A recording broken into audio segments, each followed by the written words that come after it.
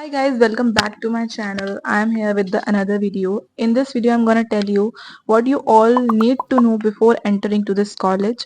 क्योंकि as a first year जब मैं एंटर करी थी मेरे लिए भी बहुत सारी चीज़ें न्यू थी क्योंकि मुझे पता ही नहीं था कि अरे ये सब भी होता है बीडीएस में।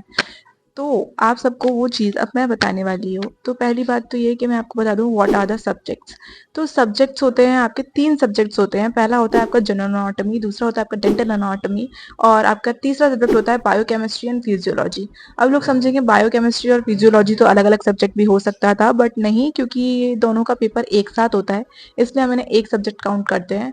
और वैसे तो 70 मार्क्स का एक पेपर होता है, तो biochemistry holds 35 marks and physiology also holds 35 marks.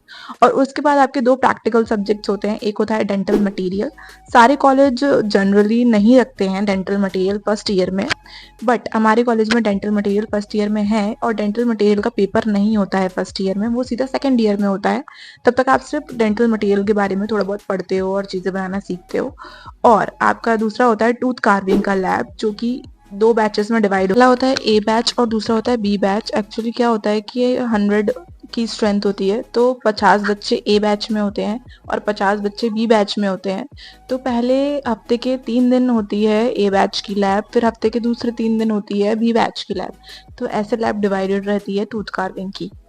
So let's start with the first subject, that is general human anatomy. That also includes embryology and histology. And in general human anatomy, you are going to study how all body structure is built and how it is organized, how one structure is related to the other structure. And in embryology, you will study about the development of a human being from a single cell to a fully developed fetus. And in histology, you will study about the microscopic structures of cell, tissue, and organs of the human body. And the third subject is physiology and biochemistry. In human physiology, you will study how the human body functions, how the cells, tissue, system works individually.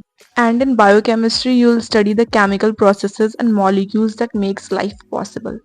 And now comes to the second subject, that is dental anatomy, in which you will study about the structure, morphology and functions of the tooth and their relation to each other. फिर अब आपके आते हैं practical subject, जिसमें आपका आता है dental material. Dental material में आप सीखते हो कि आपको इंप्रेशंस कैसे लेने हैं, जिप्सम प्रोडक्ट, रिस्टोरेटिव मटेरियल, इन सबका यूज़ कैसे करना है, क्या क्या बनाना है, बहुत सारी चीज़ें वो लोग आपसे फर्स्ट ईयर में बनवाते हैं।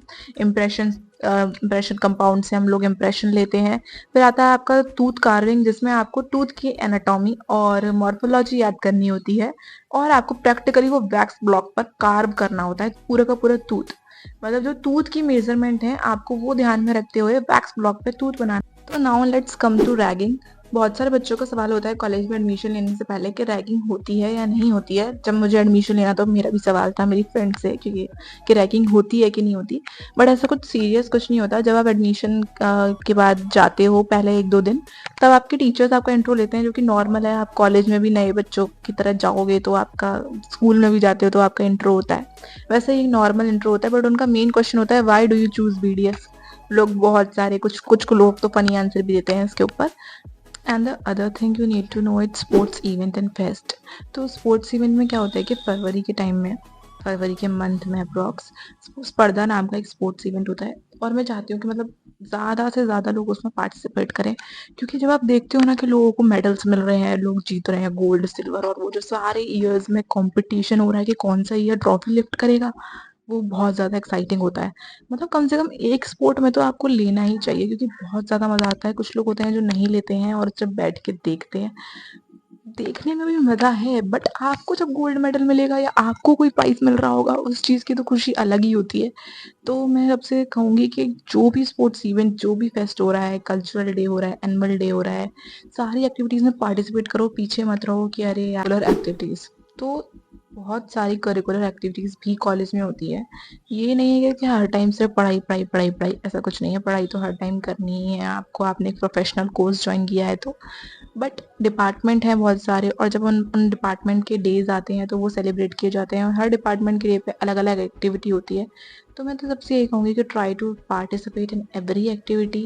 मतलब जो भी आपका इंटरेस्ट है, पेंटिंग, ड्राइंग, जैसा भी आपका इंटरेस्ट है, आप उस हिसाब से एक्टिविटीज़ में पार्टिसिपेट करो। मज़ा आता है भाई ये सब करने में, और आपको पढ़ाई से भी थोड़ा वो मिल जाएगा कि ठीक है, थोड़ा इन्जॉयमेंट मिलेगा। तो मैं तो सबको यही कहूँगी कि पार्टिसिपेट करो, कोई भी चीज़ छोड़ो मत, अपनी हॉबीज़ एक्सप्लोर करो।